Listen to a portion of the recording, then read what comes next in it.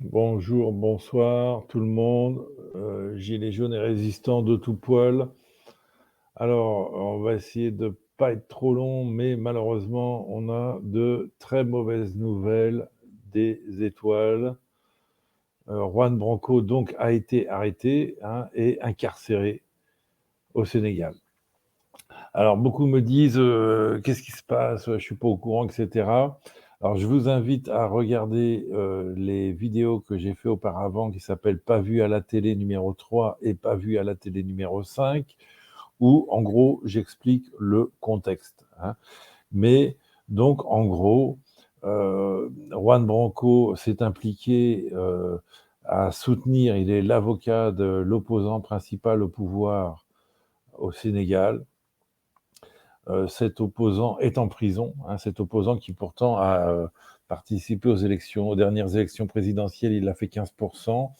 Ils ont participé aux élections législatives, ils ont des députés, et ils ont participé aux élections municipales, ils ont des mairies, dont la mairie de Dakar, hein, la capitale, ce qui n'est pas rien.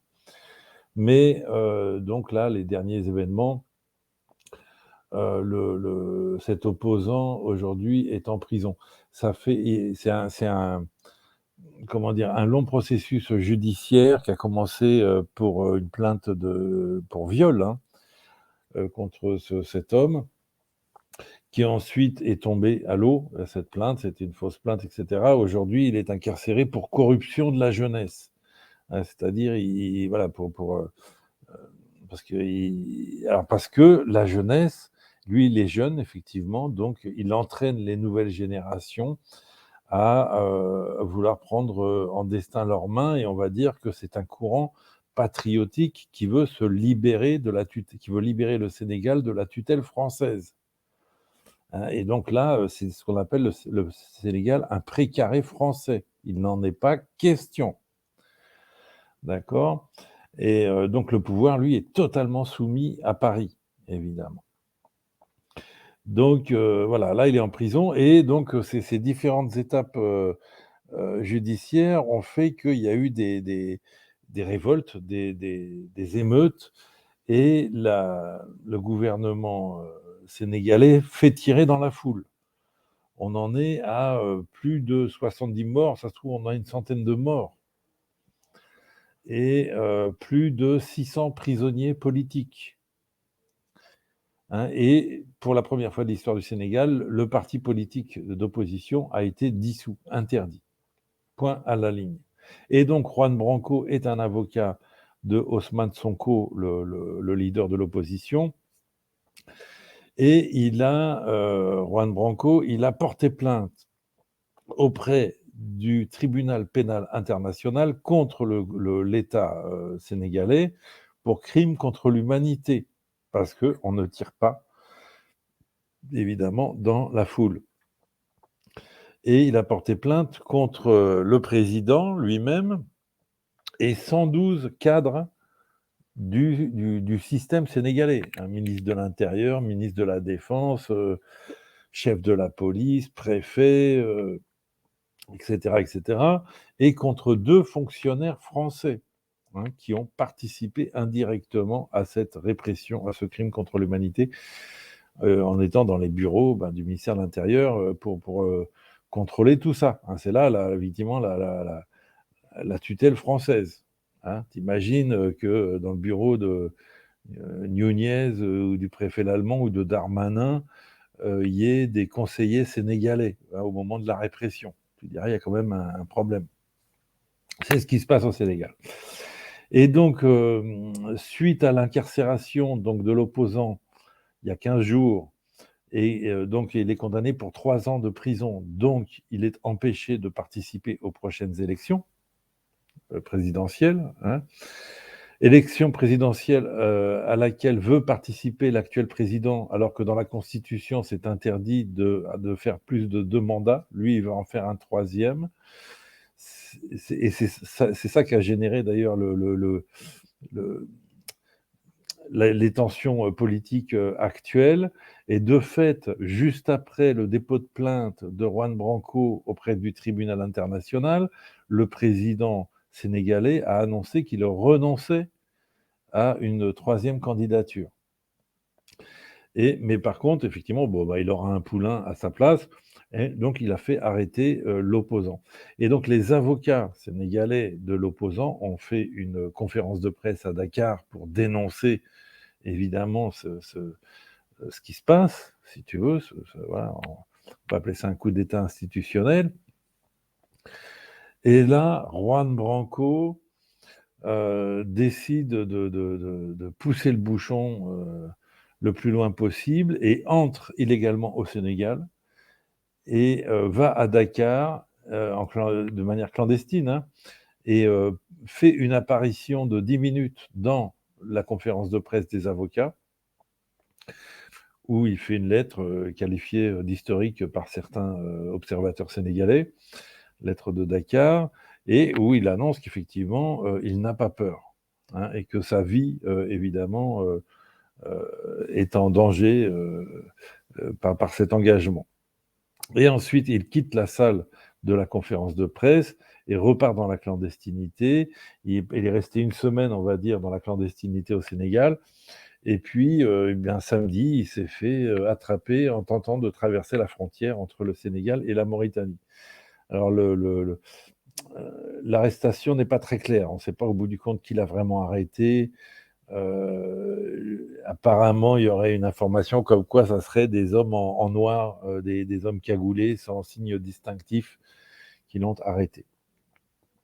Et il a été tout de suite incarcéré donc à la prison centrale de Dakar. Et là, c'est bienvenue en enfer. Bienvenue en enfer. Hein, la prison le système carcéral sénégalais, si tu veux, est épinglé régulièrement par l'ONU pour sa surpopulation et la pratique de la torture. Et lui, donc, il s'est mis à dos tout le système, hein. Il a porté plainte contre 112 cadres du système, hein, ministre de l'Intérieur, chef de la police, préfet, président, ministre, ah bon. Donc voilà, c'est là, il a un vrai problème. On ne sait même pas, à la limite, chaque seconde, tu ne sais pas s'il il va pas être, buté. Parce que donc là, lui, il est en prison pour, en plus, attentat, complot contre l'État, corruption de la jeunesse, diffusion de fausses nouvelles. Si tu veux, ils vont le faire parler. Ils vont le faire parler, hein et ensuite, voilà, les cellules, c'est pas VIP, hein, c'est, cellules collectives et c'est l'enfer, évidemment. Tous ceux qui ont vécu ce genre d'expérience dans des pays où, la prison, c'est de la cellule collective, c'est l'enfer. Donc soit effectivement, il rejoint une cellule où il y a des prisonniers politiques et là, à la limite, il sera, on va dire, protégé. Mais si ces pervers qui sont au gouvernement décident de le mettre dans une cellule collective remplie de fous et de criminels, voilà, tu ne sais pas ce qui peut arriver à Juan Branco. Alors il y a en ce moment, un vent évidemment de contestation et de rébellion dans les prisons. Donc c'est peut-être sa chance, si tu veux, hein. Mais bon, enfin là et si tu veux, il est dans le pire endroit sur la terre, pour lui, quoi, tu vois? Et bon, bah, écoute, voilà et donc bah, ses avocats à lui ont saisi, l'ONU, hein, la commission de l'ONU qui lutte contre enfin, tu vois, contre la torture et cetera.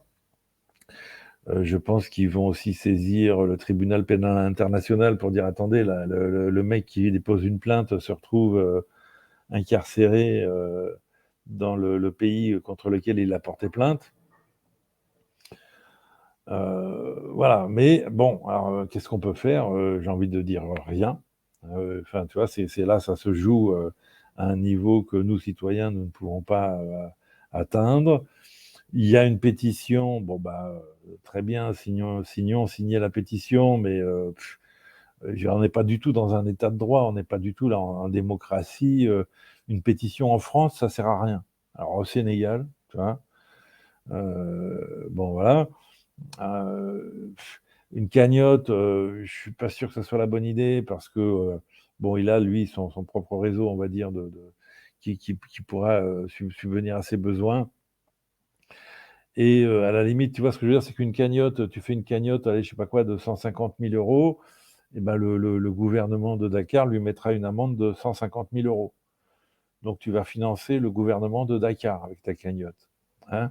Donc si tu as une capacité, on va dire, financière, contacte les avocats, tu vois, pour leur remettre directement, voilà, ou fais une tirelire pour Juan Branco pour quand il sortira. Hein. Mais là, ça me paraît pas la bonne idée. Est-ce qu'il faut manifester devant l'ambassade du Sénégal? Certainement, mais encore une fois, ça sera très symbolique, évidemment. Hein. Et bon, voilà, est-ce qu'il faut... voilà, moi, pour le moment, je me dis, je vais écrire une lettre virulente à l'ambassade du Sénégal. Peut-être que j'essaierai de la faire partir à la présidence du Sénégal. Peut-être, enfin, dans mon esprit, c'est peut-être plus ça, tu vas mettre une sorte de pression populaire en écrivant directement. Mais alors bon, bah voilà, toi, si tu fais des lettres de menaces, est-ce que ça va pas se retourner contre Juan Branco? Enfin bon, on n'a pas grand-chose à faire aujourd'hui, tu vois. Et je vais pas dire on n'a que les yeux pour pleurer, on n'est pas du tout dans la pleurniche. Hein. Juan Branco, alors que tu apprécies ou que tu n'apprécies pas, là, pour le coup, en ce moment, c'est un combattant. Hein, et il est au combat. Il a engagé la grève de la faim, puisque tous les prisonniers politiques actuellement au Sénégal ont engagé la grève de la faim. Donc il a rejoint la grève de la faim. Donc là, ils sont, voilà, ils sont tous en train de jouer leur vie. Hein, et je peux te dire, de se faire au Sénégal, tu te fais tabasser, quoi. Il n'y a pas de mystère. Hein, voilà. Donc ils sont pas du tout dans la pleurniche en ce moment. Donc voilà, je sais pas. Enfin, voilà, il faut, à mon avis, se tourner vers ses avocats. Mais j'ai pas de coordonnées précises pour le moment. Et oui, participer à des rassemblements symboliques pour apporter le soutien. Mais là, lui, il est en enfer. Il est en enfer, il n'aura aucun retour. Et faut espérer qu'effectivement, il ait des quelconques réseaux pour essayer de le faire sortir de là. Mais ça ne sera pas effectivement les réseaux Macron. Hein, parce que si Macron a un ennemi politique virulent, c'est bien Juan Branco. C'est Juan Branco qui a écrit un pamphlet ou un brûlot qui dénonce les réseaux de Macron. C'est Juan Branco qui a dénoncé l'homosexualité de son camarade de classe Attal. Hein, c'est pas Attal qui a fait son outing. Hein, c'est Juan Branco qui l'a dénoncé, et non pas pour dénoncer un homosexuel, mais parce que le petit copain de Attal est un des conseillers de l'ombre de Macron. Hein, si Attal a cette carrière politique dans le gouvernement de Macron, c'est parce que son petit copain est un grand copain de Macron. D'accord? Ça, c'est Juan Branco qui a dénoncé ça. Il a aussi participé à la fin de la carrière politique de Benjamin Griveaux, hein, qui était donc un des cadres de l'équipe Macron, qui devait être candidat à la mairie de Paris. Et c'est un des clients de Juan Branco. Mais bon, on soupçonne Juan Branco d'être aussi acteur dans ce coup-là, qui a diffusé une vidéo pornographique de Benjamin Griveaux, et qui fait que Benjamin Griveaux a dû renoncer à la candidature à la mairie de Paris. Hein, on va dire. Bon, voilà. Donc c'est pas le réseau Macron du tout qui va défendre Juan Branco. Y a-t-il d'autres réseaux? Je ne sais pas. Voilà, je suis pas dans les petits papiers, je le connais pas. Hein. En tout cas, moi, comment on dit, c'est aux fruits qu'on reconnaît l'arbre. Juan Branco est un gilet jaune. Hein, c'est pas c'est pas un avocat qui a défendu les gilets jaunes. C'est un gilet jaune. Et il n'y a pas beaucoup de bourgeois qui ont rejoint les gilets jaunes, hein, qui ont tout risqué, etc. Donc voilà, hein, et encore une fois, c'est lui qui défend actuellement Christophe Détinger, le boxeur des Gilets jaunes, pour qu'il essaye de récupérer sa cagnotte, etc. Enfin bon. Donc bah voilà, force et honneur. Affaire à suivre, hein, malheureusement, là, ça va être très compliqué. Et donc effectivement, bon, bah, voilà, mais mettre une pression, enfin, j'ai l'impression que là, les médias français, n'en parlent pas du tout. Voilà, hein, ils veulent parler surtout du Niger. Là, pour le moment, encore une fois, on cache. C'est ce qui se passe au Sénégal, la répression, et cetera, tu vois? L'incarcération des hommes politiques, et cetera. Enfin bon.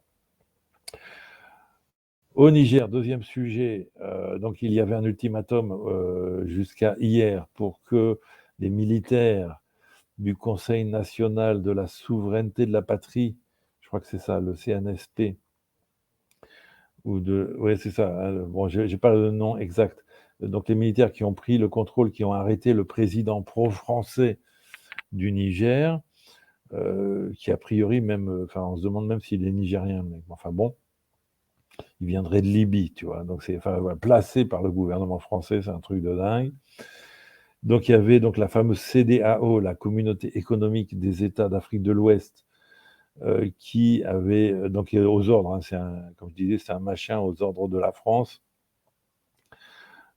qui donc avait mis un ultimatum pour jusqu'à dimanche pour que les militaires libèrent le président pro-français. Faute de quoi, il y aurait une intervention militaire, une invasion du Niger. Donc évidemment, l'invasion n'a pas eu lieu hier, pour différentes raisons. Ils n'en ont pas les moyens. La raison principale, ils n'en ont pas seuls les moyens. Il faut que la France soutienne et participe à cette invasion. Le Nigeria, qui est le principal, qui pourrait être le principal fournisseur de militaires, hein, puisqu'ils sont, ils ont apparemment une armée de 200 000 hommes. C'est un pays de 200 millions. Hein, c'est plus de 3 fois la population française.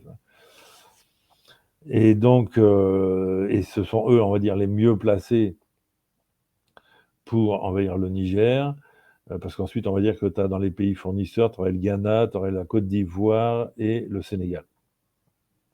Et le Cameroun. Et alors, le Tchad. Hein, voilà, bon, voilà, donc c'est à la limite. Voilà, mais donc, voilà, typiquement, donc, le Tchad a dit non, nous ne participerons pas donc c'est à cette invasion. C'était le Nigeria qui était le plus chaud, mais le Sénat du Nigeria vient de dire non, il n'y aura pas d'aventure au Niger, on ne fera pas la guerre au Niger. Déjà pour le moment, réglons la guerre intérieure contre Boko Haram dans le nord du pays. Le Niger, au bout du compte, nous aide à lutter contre Boko Haram. Donc il y a même une sorte d'alliance militaire entre le Niger et le Nigeria et le Cameroun et le Tchad pour lutter contre Boko Haram dans cette région. Donc voilà, et puis bon, on va dire que le Nigeria apparemment est peut-être un peu plus démocratique que la France, puisque c'est le Sénat qui détermine des engagements militaires du pays, hein, ce qui n'est pas le cas en France. En France, il fait ce qu'il veut, il arme des terroristes, il arme des nazis, il fait ce qu'il veut. Donc voilà, Nigeria, non. Le Ghana, je crois qu'ils sont toujours un peu motivés, mais par où ils passent? Il y a le Burkina Faso, donc voilà, ils seraient obligés d'envoyer leurs troupes au Nigeria. Le Nigeria dit non. Donc peut-être au Bénin, peut-être qu'à partir du Bénin, il pourrait y avoir une offensive, parce que là, tu as une frontière avec voilà.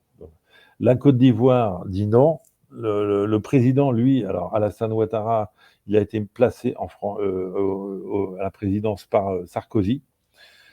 Alors c'est même un truc de fou, parce que donc c'était le président très chrétien Laurent Gbagbo qui voulait faire une réforme du pays. Donc on l'a viré et on a mis un islamiste, Alassane Ouattara, à la place. Sarkozy a placé un islamiste. C'est un coup d'État qui a fait 3000 morts. Le coup d'État au Niger a fait 0 mort. Hein. Et donc là, lui, Alassane Ouattara, il va faire la leçon aux Nigériens.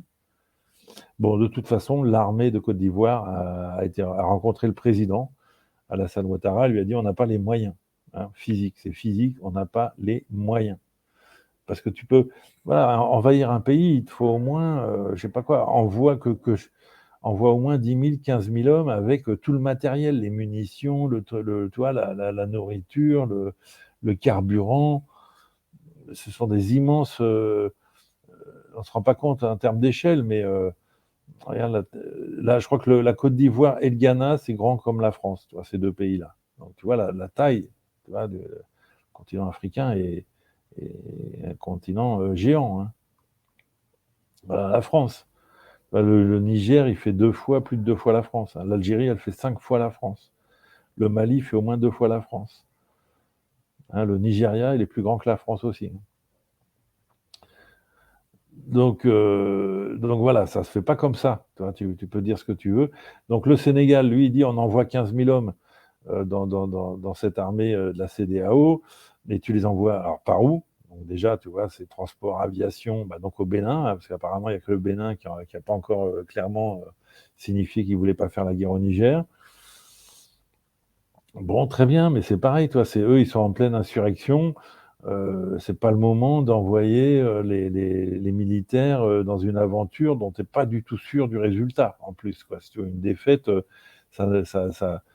c'est une défaite militaire, c'est aussi une défaite politique pour le pouvoir, hein.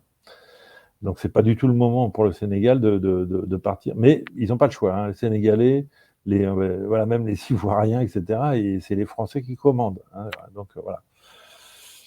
Encore une fois, tu as le Mali, tu as le Burkina Faso, là, qui sont ne sont pas des grandes armées, mais comme ils sont justement eux-mêmes en difficulté, ils ont énormément modernisé leur armée et leurs effectifs, agrandi leurs effectifs.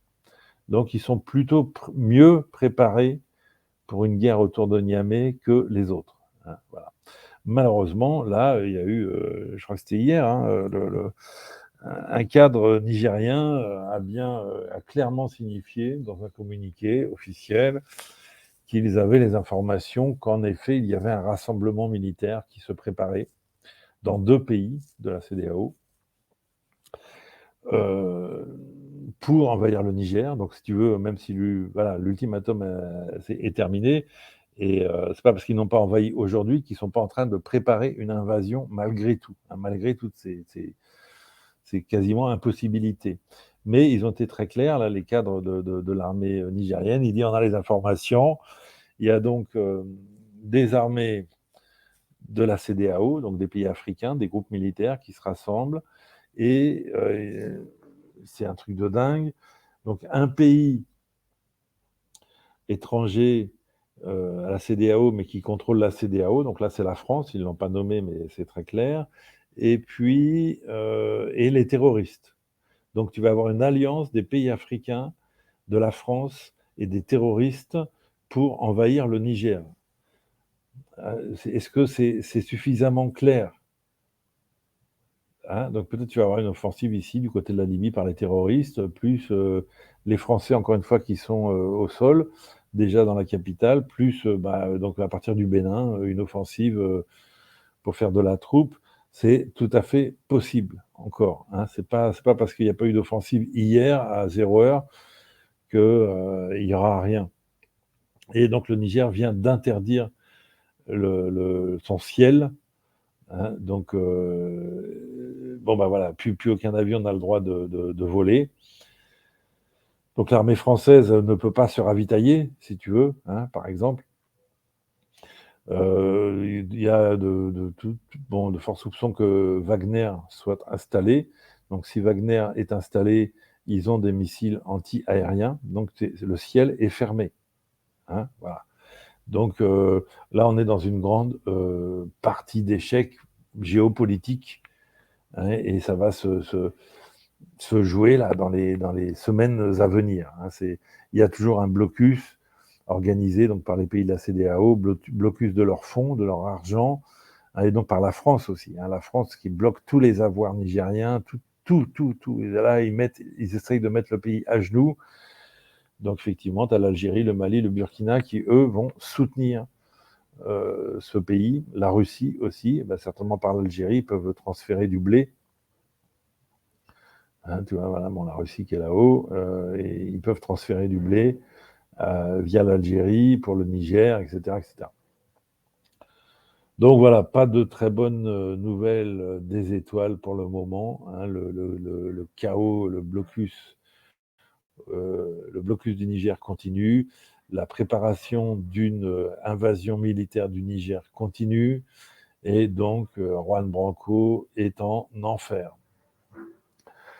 Voilà, j'ai pas, je te dis, grand-chose à ajouter, c'est vraiment là, pour le moment, à ses avocats de faire le job, hein, auprès de l'ONU, auprès de du tribunal pénal international, auprès des autorités françaises malgré tout, auprès des autorités sénégalaises, pour au moins essayer de sauver sa vie, si tu veux, hein. Et donc effectivement aux citoyens, je ne sais pas quoi, de signifier au pouvoir qu'effectivement, on est là et voilà, aux gilets jaunes d'organiser une manif, aux amis de Juan Branco, indépendamment des gilets jaunes, d'organiser une manif, et cetera, et cetera, hein. Là, c'est un combat, qui va être long et difficile, hein. De toute façon, là, quand tu rentres dans cet enfer, tu n'en sors pas comme ça, à mon avis.